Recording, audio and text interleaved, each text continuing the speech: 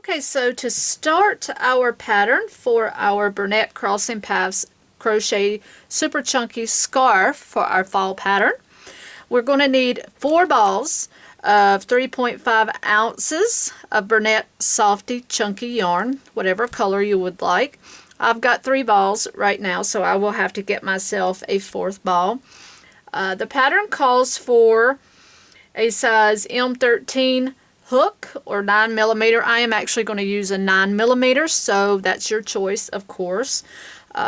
So just pull that pattern up and we will get started. This is called an easy level pattern, and it does have a chart at the bottom of this pattern, so you may want to follow along with that chart as well, because it does show you in detail how to do what's called the crisscross double crochet, which will be worked throughout this pattern. I have a tutorial on that as well here on my channel, so before we get started you may want to check out that video because this stitch is used quite frequently throughout the pattern. Of course, it makes up the pattern. So let's get started. Let's chain up 22. So 1, 2, 3, 4, 5, 6, 7, 8, 9, 10, 11, 12, 13, 14, 15, 16, 17, 18, 19, and 20, 21, and 22. And keep in mind, when you're working with a larger hook and chunky yarn, you do not want to do a tight tension if possible, because it does make it a little bit more tedious to work with. So what we're doing is a crisscross double crochet. So what you want to technically do is skip the first 3 chains. That will act as a double crochet for you. Alright, so then count over to your 3rd chain from there. So basically you're going to work over to your 6th chain. Work your first double crochet there. And basically what makes up your crisscross double crochet is going to be 2 double crochet and a chain 1. Okay, so make sure you chain 1 chain.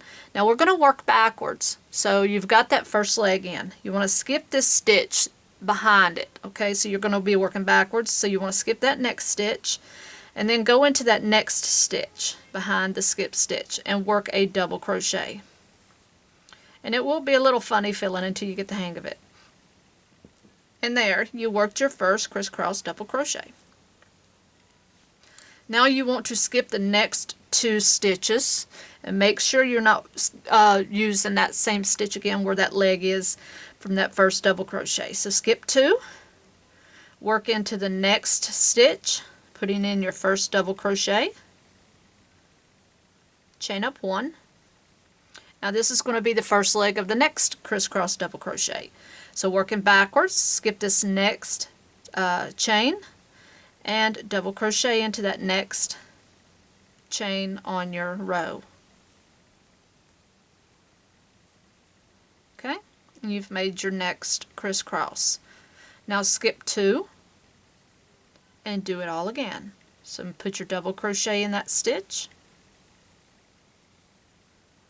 chain 1, and now skip the next one and double crochet into the next one.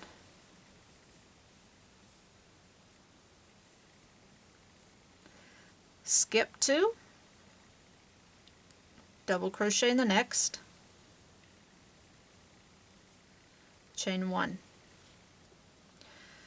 Skip the next one on your row, double crochet in the next. Skip 2, double crochet, chain 1. Skip the next one on your row, double crochet in the next.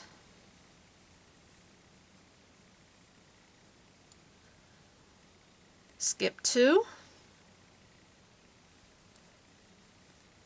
double crochet in the next, chain 1, skip the next, double crochet in the next. And now, just like at the beginning, you want to make sure to have a double crochet when you end. So double crochet into that turning chain. So you want to make sure to have 6 of those double crochet, crisscross double crochet. So 1, 2, 3, 4, 5, 6. And you have a double crochet on each end. Okay, so that was your row 1. So now you're going to turn,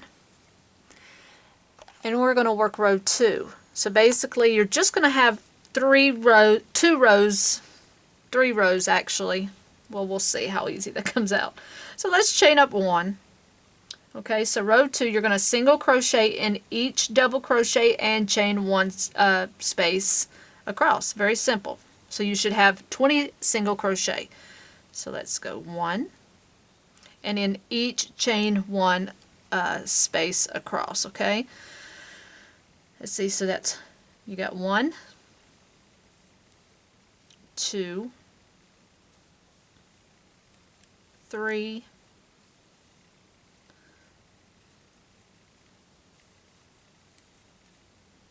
4, 5, 6, 7,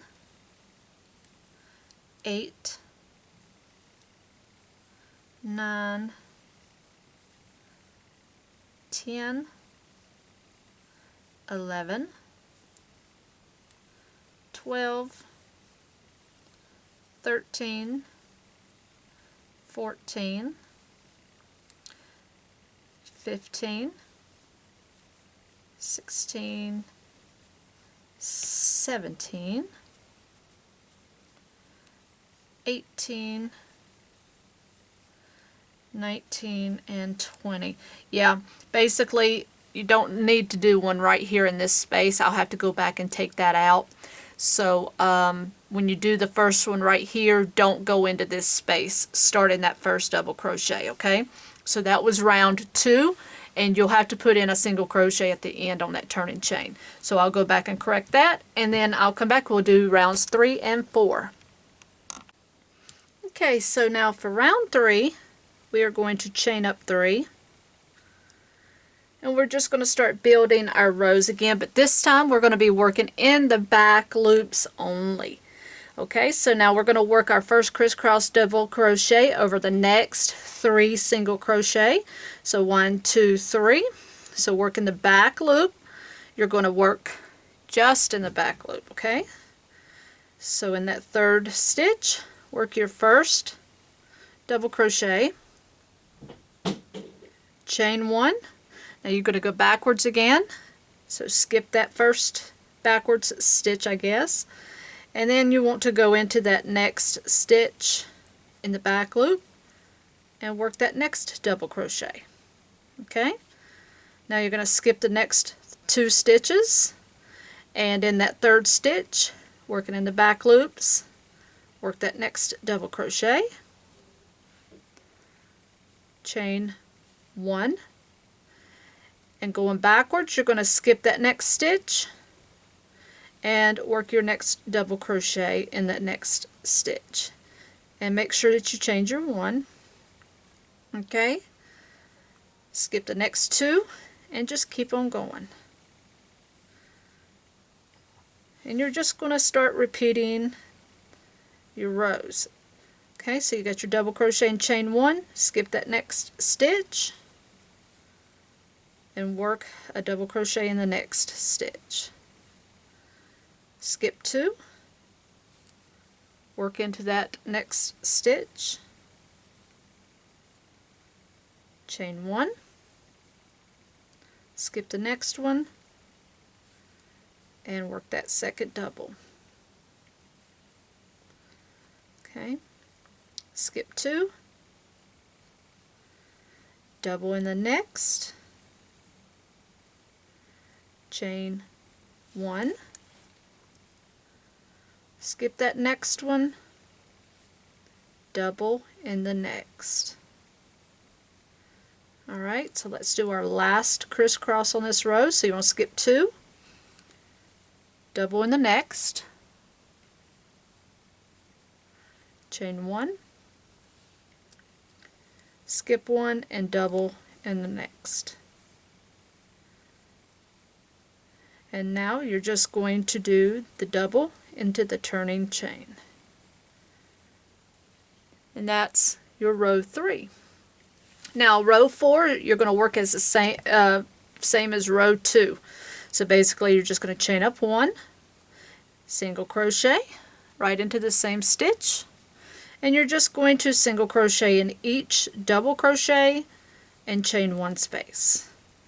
And that's all you're going to do, is you're going to repeat the pattern.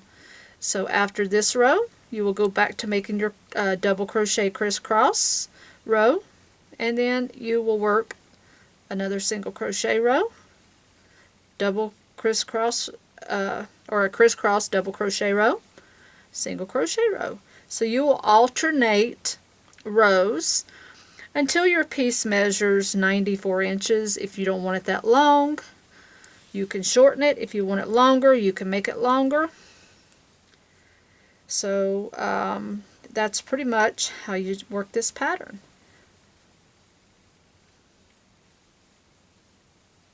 And once I reach the end of my scarf, I will be back and I will show you how to do the tassels for the end of it. So I will meet you back up once mine reaches my desired length.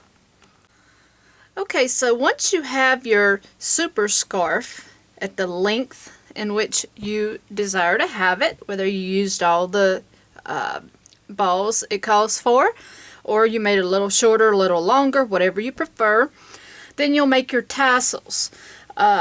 So what you'll do is, according to the pattern, you will take the same yarn and you'll cut in lengths of 24 inches, and you'll cut 3 long strands. But if you're like me, you like to do things a little different. I took a little bit of a chunkier strand, a really chunky strand, and like you see here, I wanted it to be a little different, and I made mine all gray. So I did mine in, I think I've got 5 strands, and then I cut them just like right here, and then I folded them in half, and then I just did 4 across, and then I started with the ends. So I put this end and then this end, and then I put 2 going in the center, and then all I did was just grab it by the loop, and I looped it through. And I think I'm on the wrong side here, so I'm going to flip this over here. Make sure that they all go on the right side. If not, your knot will end up on the wrong side. So just like this. Then you just make your knot. So you see what I mean? You have your folding knot, and then the front part of your knot, you want to make sure that they all end up on the right side. And then if you want to cut down at the ends to make sure that they're all even, you can. I don't usually do that. I just let them hang out a little bit uneven, as long as they're not super uneven down here. If they are, I just give them a little bit of a clipping, but it just gives them a little bit of an attitude. So basically you do that on both sides, and again, you can do this with whatever color or whatever trips your trigger there.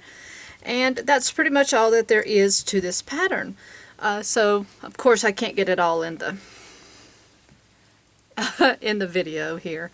I could if I stood up and filmed it, but you get the idea. You see it in the picture and or on the website, and it is a fun pattern to do, and it doesn't take that long to do it. So I